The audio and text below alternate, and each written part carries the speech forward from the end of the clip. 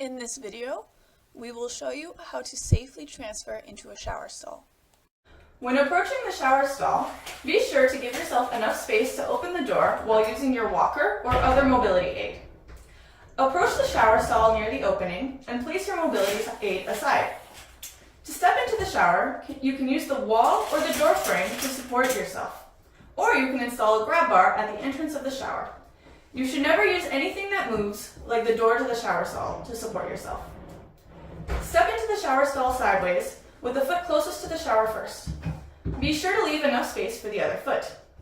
From this position, you can now shower standing up, or a stool or shower chair can be used to sit down to reduce the risk of falls and conserve your energy. Using an anti-slip mat while showering is always recommended. To get out, simply reverse the steps from earlier by stepping out with the leg closest to the door while holding onto a stable support. You can reduce the risk of falls by using an anti-slip mat on the outside of the tub and ensuring that the surrounding floor is dry.